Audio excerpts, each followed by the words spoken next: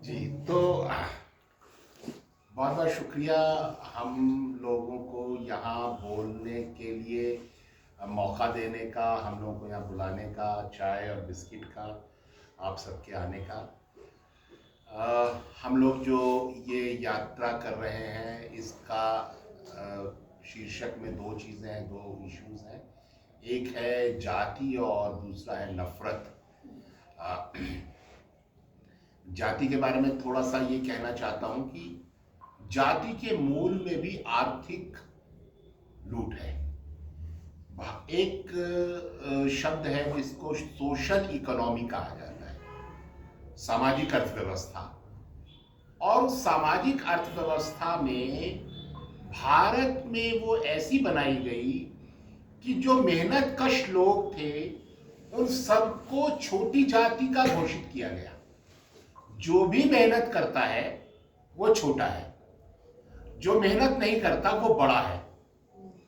तो जितने मेहनत करने वाले हैं, चाहे वो लकड़ी का काम करे तो वो छोटी जाति, मिट्टी का काम करे वो छोटी जाति, लोहे का काम करे वो छोटी जाति, गाय का चमड़ा छीले वो छोटी जाति, सफाई करे वो छोटी जाति, जो भी मेहनत करे वो छोटी जाति। न सिर्फ हमने उनको सामाजिक तौर पर नीचा घोषित किया, बल्कि उन्हें आर्थिक तौर पर भी हमने गरीब बनाकर रखा। परंपरागत रूप से हमने जितनी मेहनत कश जातियां थी सबको गरीब बनाकर रखा। और जो जिन जातियों ने खुद को श्रम से, शारीरिक श्रम से अलग कर लिया, वो सभी आर्थिक तौर पर संपन्न जातियां हुई, राजनीतिक तौर पर मजबूत हो गई और सामाजिक तौर पर बड़ी जातियां बन गई। तो भारत की जो सामाजिक, राजनीतिक, आर्थिक संरचना बनी वो ऐसी बनी जिसमें श्रम करने वाले नीचे, सामाजिक तौर पर नीचे, आर्थिक तौर पर गरीब, राजनीतिक तौर पर शक्तिहीन, एक ऐसा भारतीय समाज बना। और उसका पूरा का पूरा मकसद ये था कि बहुत बड़े समुदाय के मेहनत के फल को लगातार लूटा जा सके, कि मेहनत करे कोई और उसका फल उठाए कोई। ये भारत की एक ऐसी पूंजीवादी व्यवस्था थी जो सदियों से चल रही थी और जिसके आधार में हमने धर्म को लगाया, धर्म के आधार पर चल रही थी। यही हमारा धर्म है। भारत में अगर कोई तथाकथित, वैसे जाति बड़ी छोटी तो है नहीं, वो तो सिर्फ हमारे दिमाग में है। जाति तो कहीं उसका वास्तविक एग्जिस्टेंस तो है नहीं, उसका अस्तित्व तो है नहीं। लेकिन हमारे यहाँ कोई तथाकथित बड़ी जाति का व्यक्ति अगर छोटी जाति के घर, तथाकथित छोटी जाति के व्यक्ति के घर में खा ले तो कहता है मेरा धर्म भ्रष्ट हो गया। तो यानी जाति धर्म है, जाति ही धर्म है, तो धर्म भ्रष्ट हो गया, धर्म का आधार दिया गया। तो ये जो एक आर्थिक शोषण था इसको धर्म का आधार देकर चलाया गया। और आजादी के बाद जब ये तय हुआ, चाहे वो भगत सिंह रहे हों, चाहे वो गांधी रहे हों, चाहे वो अंबेडकर साहब रहे हों, या जो भी आज़ादी की लड़ाई में लगे हुए नेता थे, उन सबका ये वादा था कि आज़ादी के बाद ये जो पारंपरिक रूप से अन्याय चल रहा है, सामाजिक अन्याय, राजनीतिक अन्याय और आर्थिक अन्याय, इसे मिटाया जाएगा। सामाजिक न्याय की स्थापना होगी, राजनीतिक न्याय की स्थापना होगी और आर्थिक न्याय की स्थापना होगी। नारे लगाए जाते थे, लूटने वाला जाएगा, कमाने वाला खाएगा। लेकिन फिर ये हुआ कि जब आज़ादी आने लगी तो कुछ लोग जो बिना मेहनत के बड़ी दबंग पोजीशन पर थे, पैसे वाले बने हुए थे, राजनीतिक तौर पर सत्तावान थे, उनको डर लगा कि आज़ादी के बाद कहीं ऐसा ना हो कि बराबरी आ जाए और हमारी जो ये पारंपरिक वर्चस्व है, सामाजिक, आर्थिक, राजनीतिक वर्चस्व है, ये खत्म हो जाए, हम सबके बराबर मान लिए जाएं। ये कैसे होगा कि कल तक जो हमसे दबते थे, मेहनत करते थे, हमारे यहाँ मजदूर थे, वो हमारे बराबर आ जाएंगे। तो फिर एक षड्यंत्र बनाया गया और वो षड्यंत्र था धर्म का षड्यंत्र। ये कहा गया कि नहीं नहीं नहीं, ये बराबरी बराबरी तो कम्युनिस्टों का षड्यंत्र है हमारे धर्म को नष्ट करने का। भला हम कैसे बराबर हो सकते हैं? और हमारा राजनीति का लक्ष्य ये बराबरी वगैरह नहीं है। राजनीति का लक्ष्य होना चाहिए हिंदू गौरव की पुनर्स्थापना, स्वर्णिम युग की वापसी। कौन सा स्वर्णिम युग था? औरतों की गुलामी थी हमारे अतीत में। हमारे अतीत में बस्तियां थी मेहनत कश लोगों की। शादी अगर कर ले एक जाति का युवक दूसरी जाति की युवती से तो बस्तियां जला दी जाती थी। तो हमारे यहाँ जातिगत हिंसा थी, हमारे यहाँ आर्थिक शोषण था, हमारे यहाँ स्त्री पुरुष असमानता थी। कौन से हम स्वर्ण युग की वापसी की बात कर रहे थे? लेकिन ये कहा गया कि नहीं, ये स्वर्ण युग की वापसी, और हमारे दुश्मन अंग्रेज नहीं है, हमें अंग्रेजों के खिलाफ नहीं लड़ना। चाहे वो भगत सिंह जो वामपंथी थे और या अंबेडकर साहब का विरोध किया, तो जो भी सामाजिक आर्थिक राजनीतिक न्याय के लिए काम करने वाले लोग थे उनको बदनाम किया गया, उन पर वैचारिक हमले हुए और एक नया नैरेटिव लाया गया कि ये सब गलत किया गया कि मुसलमान लोगों ने हमारे राम जी के मंदिर पर कब्जा कर लिया है, वो राम जी का मंदिर नहीं बनने दे रहे हैं, और पूरी की पूरी राजनीति को सामाजिक आर्थिक राजनीतिक न्याय की तरफ जाने से भटका करके उसको धार्मिक विद्वेष के रास्ते पर लाया गया। आजादी मिलते ही बाबरी मस्जिद का ताला तोड़कर उसमें रात को मूर्ति रखी गई और ये कहा गया कि साहब ये तो बाबर ने इसको तोड़ दिया था मंदिर को, जबकि अयोध्या में जितने भी मंदिर बने हैं वो तुलसीदास द्वारा रामचरितमानस लिखे जाने के बाद बने हैं, और रामचरितमानस अकबर के समय में तुलसीदास हुए हैं, उस समय लिखी गई है, और बाबर अकबर का दादा था। तो ये एक नैरेटिव बना दिया गया फर्जी, जिसका कोई ऐतिहासिक साक्ष्य नहीं है। सारे मंदिर रामचरितमानस लिखने के बाद बने हैं, जो मुगलों के समय में बने हैं, और कभी किसी मुसलमान ने नहीं कहा कि कोई मंदिर नहीं बनना है। वहां ज्यादातर मंदिर अगर आप देखें उस पर 786 लिखा है। वो मुसलमान राजाओं ने ईंटें दान दी हैं, जमीनें दान दी हैं, पैसा दिया है, किसी मुसलमान ने नहीं विरोध किया। तुलसीदास जी ने खुद लिखा है कि मांग के खइबो मस्जिद को सोइबो, मैं तो मांग के खाता हूँ मस्जिद में सोता हूँ। अगर वो इतना राम जी को मंदिर तोड़ा होता तो तुलसीदास ऐसा नहीं लिखते, उनसे बड़ा राम धर्म कौन होगा। इस तरीके से पूरे के पूरे राजनैतिक विमर्श को सामाजिक आर्थिक न्याय से भटका करके सांप्रदायिक पटरी पर लाने की कोशिश की गई, और उसमें ये सफल भी हो गए। और आज हालत ये है कि भारत की पूरी राजनीति इस नफरत के आधार पर चल रही है। अब इसमें खतरा क्या है? ठीक है, हम लोग कह सकते हैं कि भाई मुसलमानों के साथ हो रहा है, हमको क्या है। लेकिन हम जो अगर हिंदू हैं तो हमारा क्या नुकसान है इसमें, वो हमें देखने की जरूरत है। मैं जहां से आया हूं वो है छत्तीसगढ़। मैं छत्तीसगढ़ में काम करता हूं। गांव में कल ये एक उदाहरण दिया, मुझे बड़ा पसंद आया। गांव में जब भैंस चोरी करने कोई आते हैं चोर, तो वो भैंस की घंटी खोल के एक दिशा में ले जाते हैं एक आदमी, और भैंस को दूसरी दिशा में ले जाते हैं, और गांव वाले जो है वो घंटी के पीछे चले जाते हैं और भैंस दूसरी दिशा में ले जाते हैं।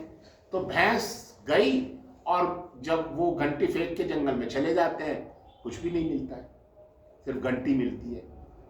इसी तरीके से जो पूरा मुसलमानों का हव्वा खड़ा किया गया है वो घंटी है, वो सिर्फ घंटी बजाई जा रही है, वहां कुछ नहीं है, कोई भैंस नहीं है, कोई समस्या नहीं है।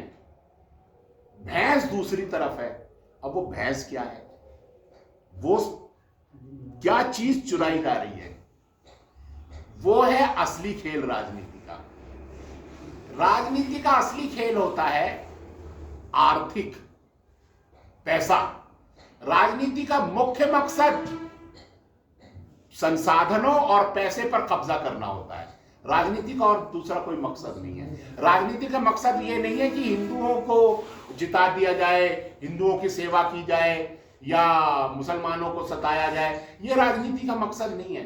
राजनीति का मकसद होता है दौलत पर कब्जा करना, किसी भी देश की दौलत पर कब्जा करना। ये पूरी दुनिया की हर देश की राजनीति का मकसद है।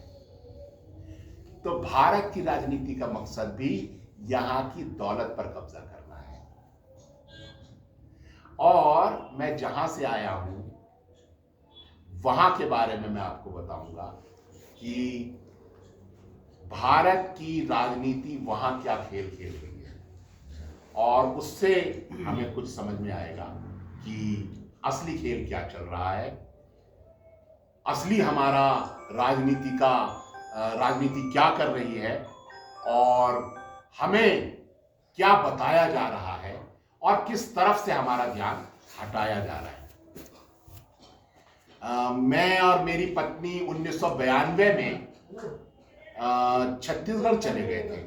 मैंने जैसा बताया, मेरे पिताजी गांधी जी के साथ उनके आश्रम में रहे और गांधी जी कहते थे कि नौजवानों को गांव में जाना चाहिए और गांव में रह के काम करना चाहिए। तो मैं और मेरी पत्नी 1992 में छत्तीसगढ़ के बस्तर में चले गए थे और हमने आदिवासियों के गांव में रहना शुरू किया था। हमने सेवा का काम शुरू किया, स्वास्थ्य, शिक्षा, रोजगार, पर्यावरण, और बहुत ज़बरदस्त काम किया। सरकार ने हमें सभी कमेटियों में मेंबर बना लिया, मुझे ऑनरेरी मजिस्ट्रेट नियुक्त किया गया, कंज्यूमर फोरम का मजिस्ट्रेट नियुक्त कर दिया। सुप्रीम कोर्ट की जो एक संस्था है, national legal aid services authority, उसके हम लोग हमारी संस्था को मेंबर बनाया गया। हम लोग जजेस के साथ गांव में कैंप करते थे और उसमें गांव वालों को बताते थे कि अगर आपके साथ अन्याय हो तो आप अदालत आइए, अपनी गरीबी को न्याय प्राप्ति में बाधा मत बनने दीजिए, आपको फ्री वकील मिलेगा। कलेक्टर, एसपी हमारे आश्रम में आके बैठते थे, मिनिस्टर आते थे, और बहुत पैसा हमारे संस्था को मिलने लगा। बहुत बड़ा स्टाफ हो गया, 1000 का स्टाफ हो गया हमारी संस्था का। 4 जिलों में काम फैल गया, बहुत बड़ी संस्था हो गई।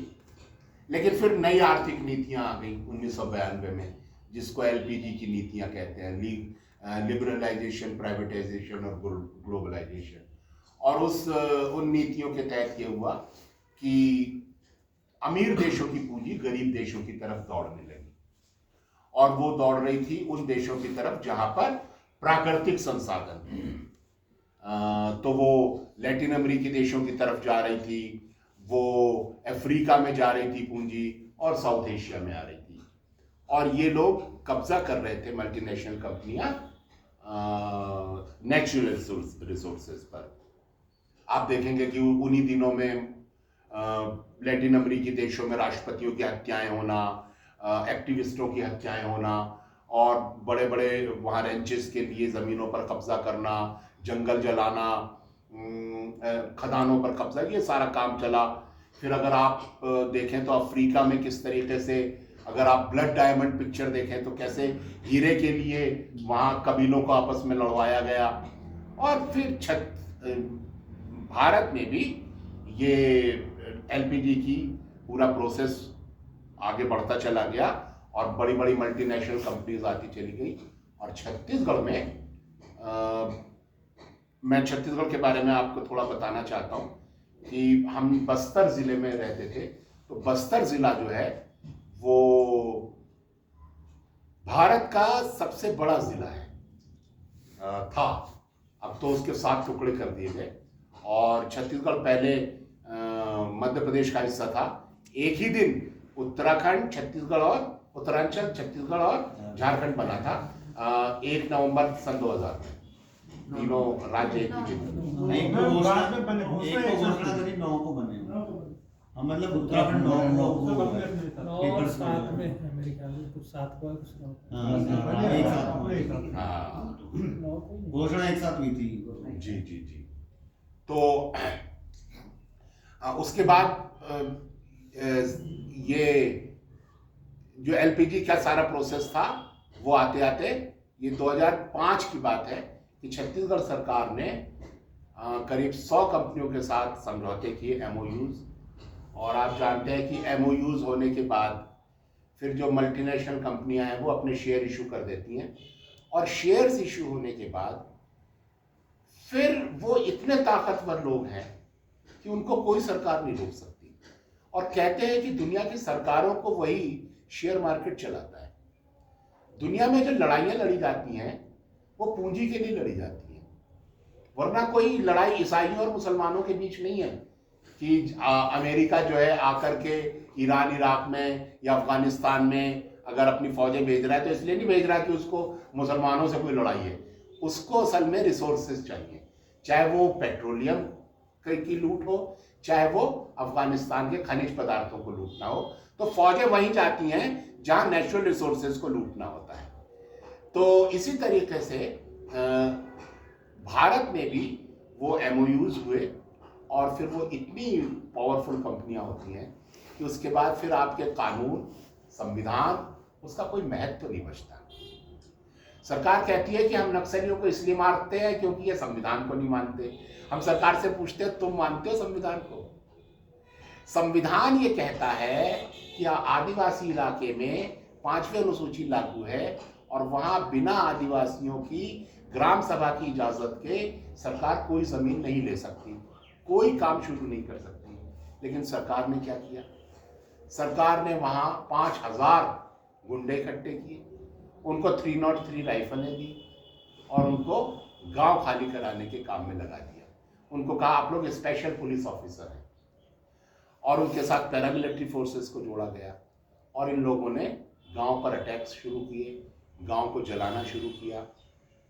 लोग जब ये अटैक करते थे लोग भागते थे, सीधे साधे आदिवासी, भागते हुए लोगों को मारा गया। बच्चे नहीं भाग पाए, उन बच्चों की हत्याएं हुई, बुजुर्गों की हत्याएं हुई, महिलाएं नहीं भाग पाई, बड़े पैमाने पर महिलाओं से बलात्कार हुआ। नेशनल ह्यूमन राइट्स कमीशन की रिपोर्ट है कि महिलाओं के साथ बहुत बड़े पैमाने पर बलात्कार हुए हैं। एक एक गांव को 20-20 बार जलाया गया और इस तरह से 650 गांव जला दिए गए।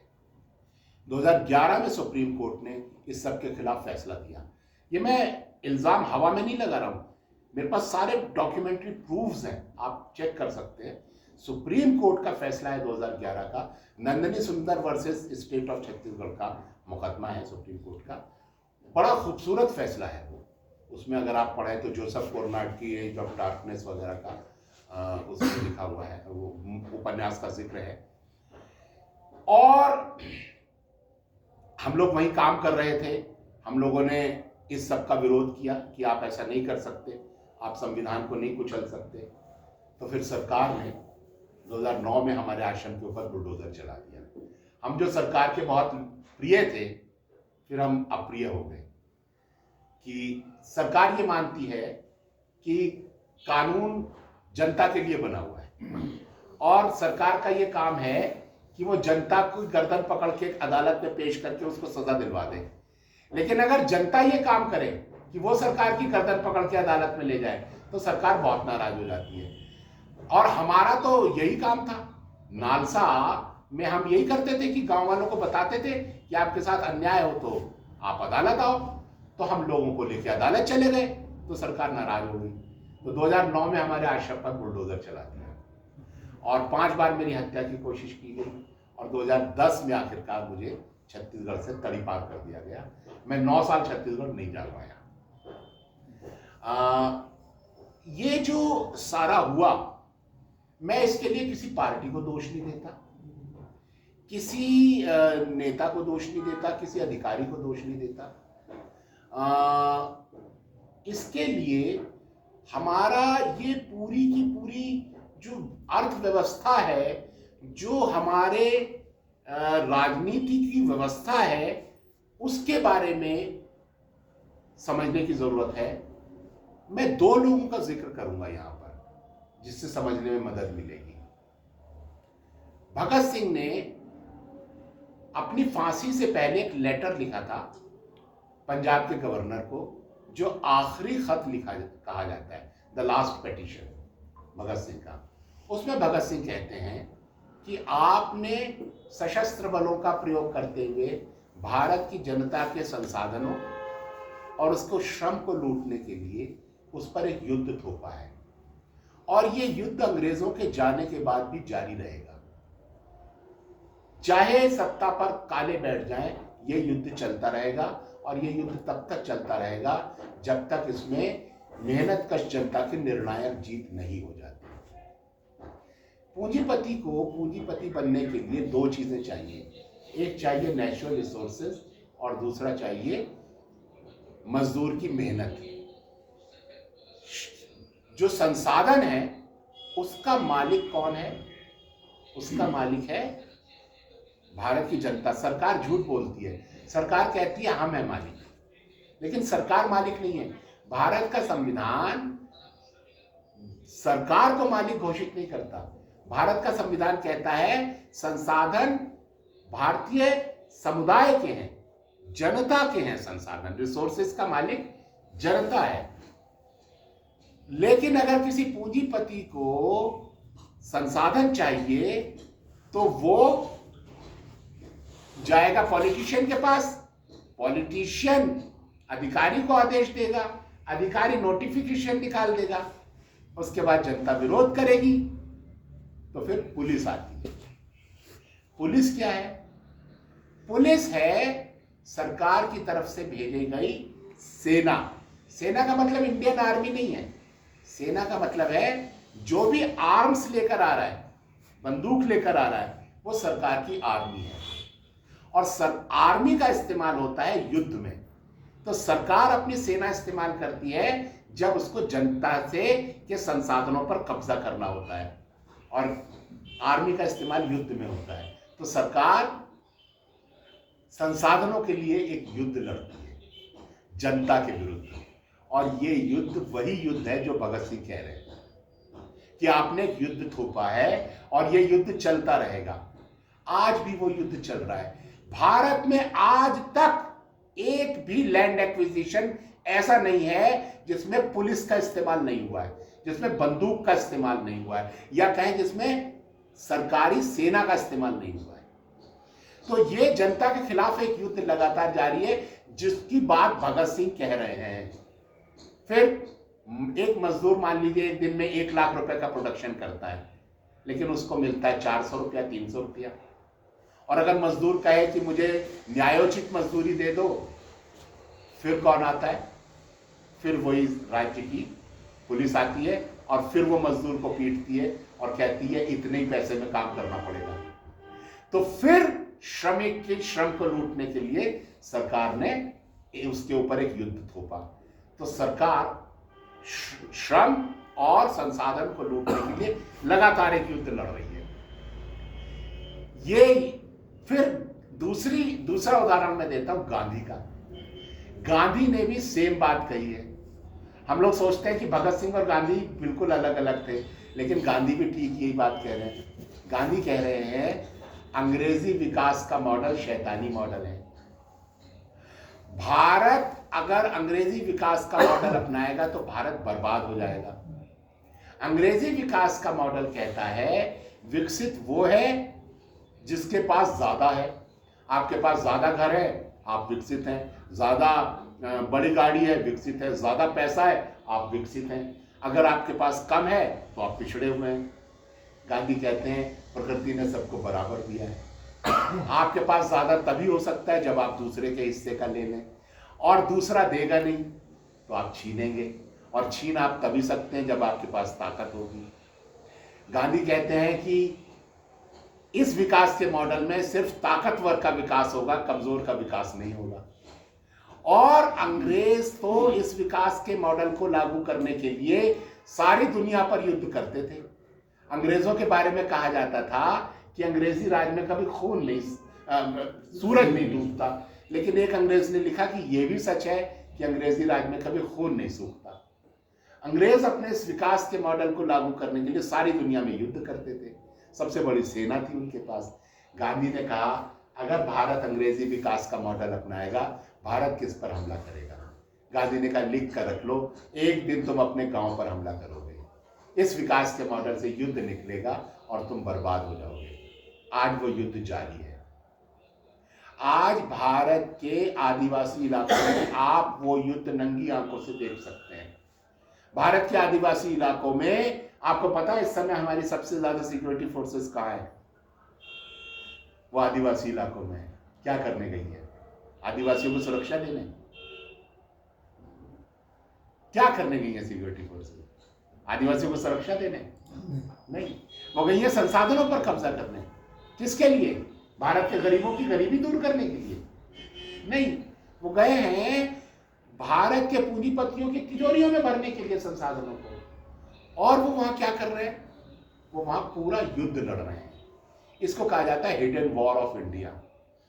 और बुरी खबर यह है कि ये युद्ध फैल रहा है, क्योंकि पूंजीवाद अगर फैलेगा नहीं तो मर जाएगा। अब अगला निशाना पूंजीवाद का, पूंजीपति का भारत के खनिजों पर कब्जे के बाद भारत की एग्रीकल्चर पर कब्जा करने का है। जो युद्ध आज आदिवासी इलाकों में चल रहा है वो जो जिसको स्टेट की फोर्सेस कहते हैं, वो भारत के खेतों में फैलेगी, गांव-गांव में फैलेगी। ये पूंजीवाद का युद्ध हमारे दरवाजे पर आने वाला है। आपको ये सारी बातें पता ना चले कि राजनीति किस काम में लगी हुई है, इसलिए आपसे कहा जाता है कि ये तो कोई समस्या ही नहीं है, इसकी तरफ तो आप ध्यान ही मत दो। अच्छा, ऐसा भी नहीं है कि सिर्फ आपके जमीनों पर कब्जा करना चाहते हैं। वो आपके जीवन के पूंजीपति जो है हर क्षेत्र पर कब्जा करना चाहता है। पूंजीपति चाहता है आपकी हर गतिविधि से उसको प्रॉफिट हो। तो आपके रोजगार खत्म कर दिए गए हैं।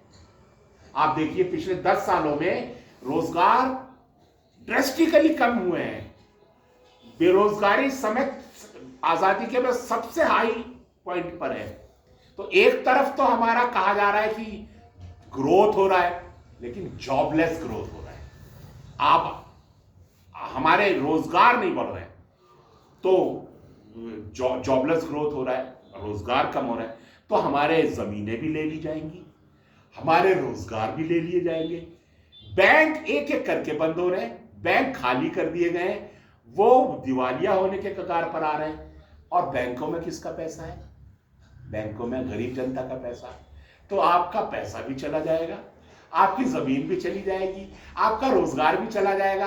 और आप देखिए कि छोटा व्यापारी पिछले कई सालों से बर्बाद होता चला जा रहा है, उसका व्यापार खत्म हो रहा है, तो आपका व्यापार भी चला जाएगा, आपके पास कुछ नहीं बचेगा। ये जो पूंजीवाद का खेल है, ये आपको बिल्कुल कंगाल करके छोड़ देगा। आपकी हर गतिविधि से उसको प्रॉफिट कमाना है।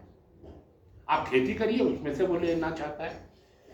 और ये आप इस सब को समझ ना सकें, रोक ना सकें, इसलिए आपको बांटा जाता है। सुबह सुबह व्हाट्सएप मैसेज आएगा, मर्द को औरत के खिलाफ किया जाएगा कि समानता की मांग करने वाली, बराबरी की मांग करने वाली औरतें हमारी धर्म की दुश्मन औरतें हैं, संस्कृति की दुश्मन औरतें हैं, ये वामपंथी औरतें हैं, इनसे सावधान रहो। तो मर्द को औरत के खिलाफ खड़ा किया जाएगा।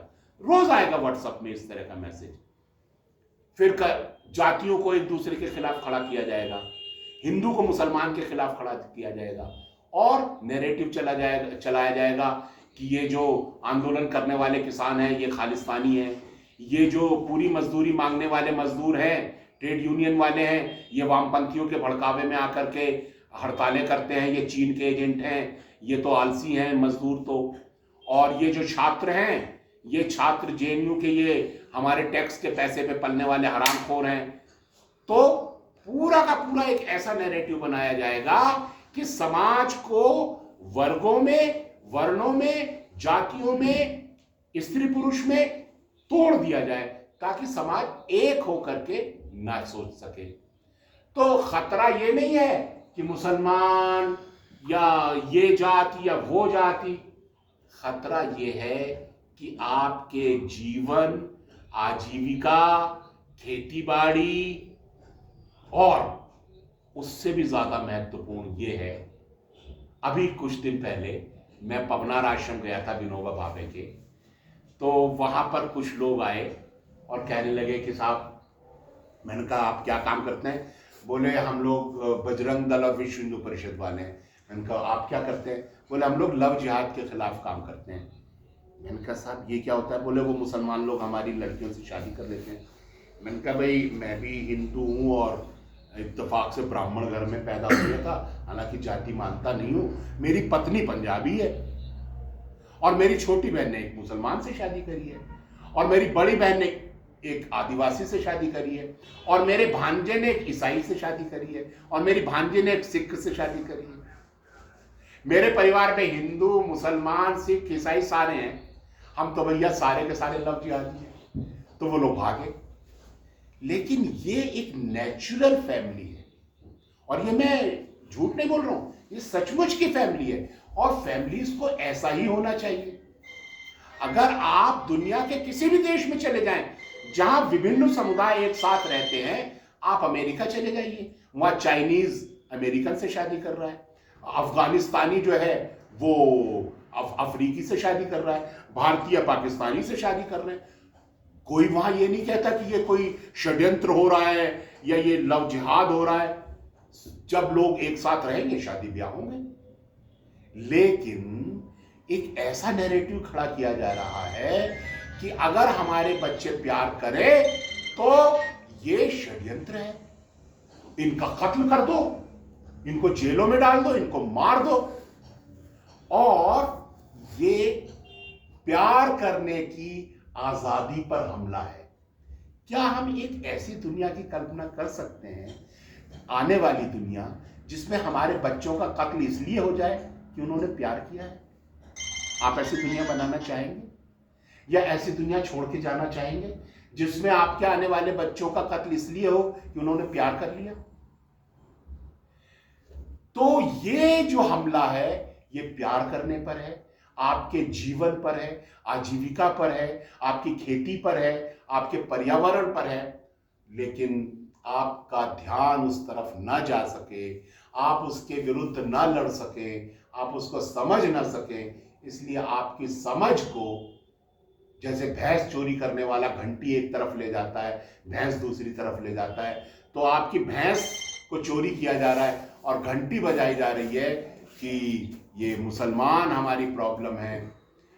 कल ही मुझे बताया गया कि देहरादून के पास मुस्लिम परिवारों को भगाया गया है ताकि उनके रिसोर्सेज पर कब्जा किया जा सके।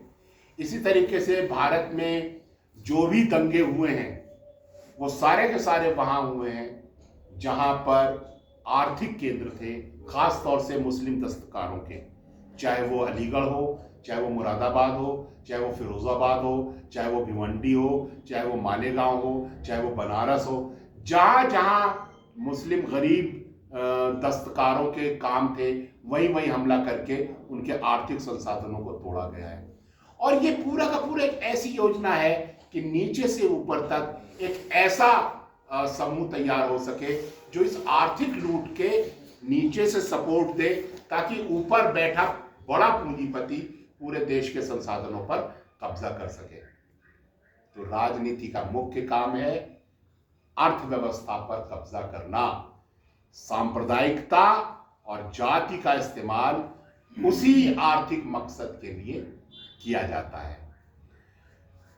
अब ये चीज अगर हमें समझ में आती है तो हम इसको कैसे रोकेंगे, कैसे बचाएंगे?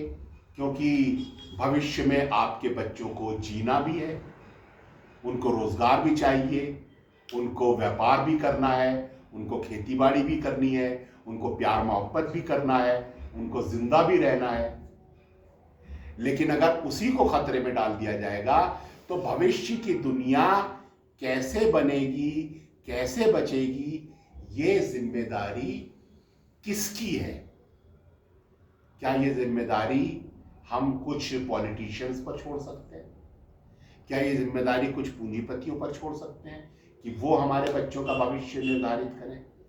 या उसकी जिम्मेदारी हमको अपने हाथ में लेनी है कि नहीं, हम हमारे समाज को बनाने की जिम्मेदारी लेंगे, इसको बचाने की जिम्मेदारी लेंगे, नफरत को हम सफल नहीं होने देंगे, हम मोहब्बत को जिंदा रहने देंगे, हम हमारे खेती बाड़ी व्यापार रोजगार इसको बचाने के लिए काम करेंगे, शिक्षा को बचाने के लिए काम करेंगे।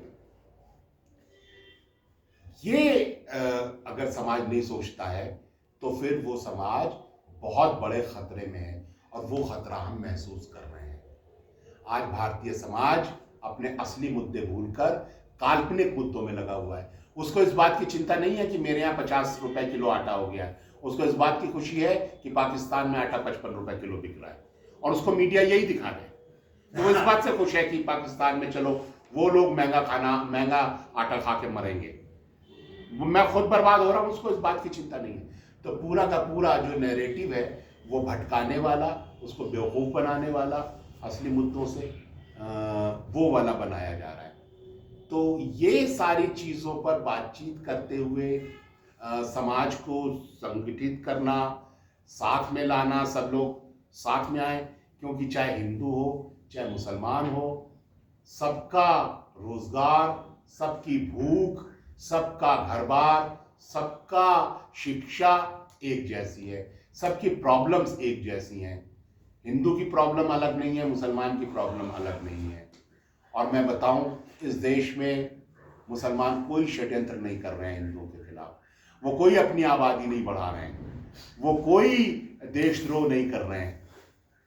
वो इस देश से उतना ही मोहब्बत करते हैं जितना हिंदू करते हैं। उन्होंने भी इस देश की आज़ादी के लिए उतनी कुर्बानियां दी हैं जितनी हिंदुओं ने दी हैं। आज भी वो उतनी ही मोहब्बत करते हैं। मेरे बहुत सारे दोस्त, रिश्तेदार मुसलमान हैं। मैंने जैसा बताया, मेरी छोटी बहन ने मुस्लिम से शादी, तो हमारे रिश्तेदार मुसलमान हैं, हमारे दोस्त मुसलमान हैं।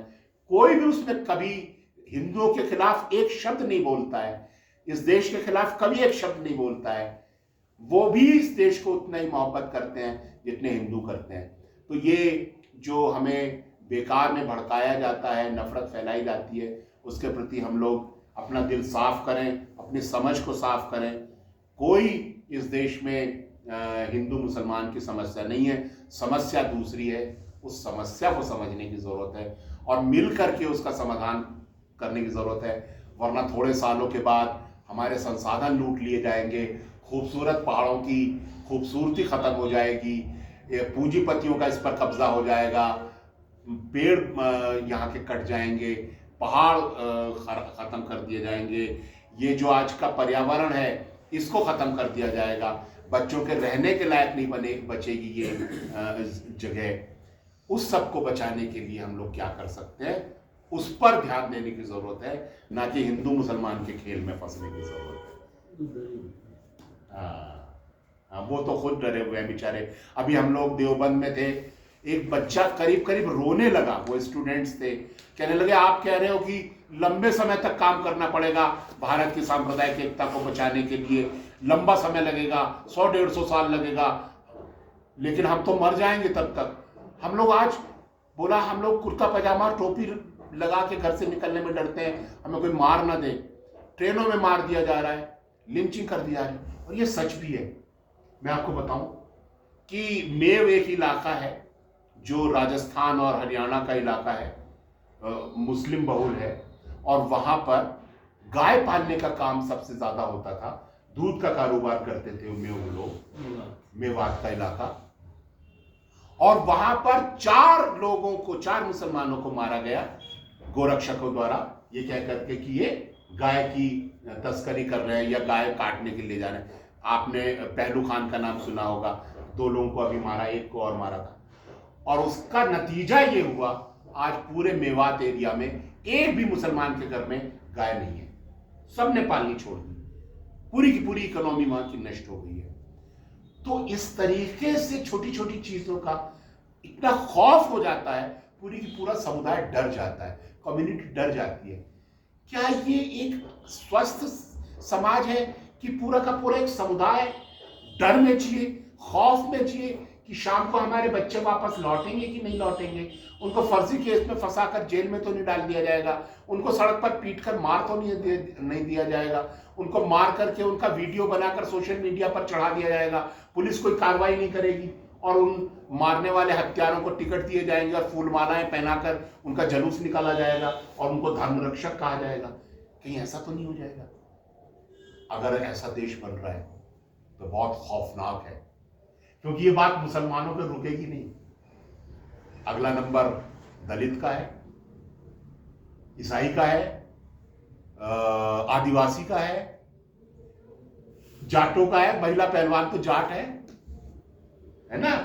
कोई नहीं बचेगा। अगर एक बार आपने किसी के मानव अधिकारों का दमन स्वीकार कर लिया एक का, तो आपने सबका मानव अधिकार का दमन स्वीकार कर लिया, फिर किसी के भी मानव अधिकार नहीं बचेंगे। इसलिए सबके मानव अधिकार बचाओ, सबकी कॉन्स्टिट्यूशनल राइट्स की रक्षा करिए, मिलकर करिए। लेकिन भारत में उल्टी गंगा बहाई जा रही है। यहां जब एक समुदाय के मानव अधिकारों का हनन होता है तो कहा जाता है दूसरे समुदाय से कि तुम ताली बजाओ, बहुत अच्छा, इनको कुचल दो, पीट दो, मार दो, इन्हें सबक सिखा दो। जो बाबा साहब अंबेडकर ने नागरिक भाव पैदा करने की बात कही थी, हमें हिंदू भाव, मुसलमान भाव, दलित, सवर्ण भाव, ये भाव नहीं पैदा करने, हमको नागरिक भाव पैदा करना है। हम सब नागरिक हैं, हमारे अधिकार समान हैं, हमारे सबकी इज्जत समान है, सम्मान समान है। एक के अगर अधिकार पर हमला होता है, दूसरे नागरिक को खड़ा होना पड़ेगा। नहीं, आप किसी भी समुदाय के अधिकारों को नहीं कुचल सकते। लेकिन आज दिल्ली में नारे लग रहे थे, दिल्ली पुलिस तुम लठ बजाओ, हम तुम्हारे साथ हैं। किस पर लठ बजवा रहे हो? किसानों पर। कौन थे वो? हिंदू ही तो थे। तो मैंने कहा ना कि ऐसा नहीं है कि खाली मुसलमानों पे लठ बजेगा और हिंदू बच जाएंगे। वो तो हिंदुओं पर लठ बजाने के लिए कह रहे थे। तो आपको अगर एक बार आदत पड़ गई ह्यूमन राइट्स को कुचलने की, तो फिर किसी के भी ह्यूमन राइट्स नहीं बचेंगे। तो ये कुछ मेरे अपने जो इस समय विचार आए मैंने आपके साथ साझे किए, और हमें खुशी होगी अगर आप लोग भी इस पर अपने विचार रखें, कोई प्रश्न है प्रश्न रखें, हम लोग इस चर्चा को आगे बढ़ाएं।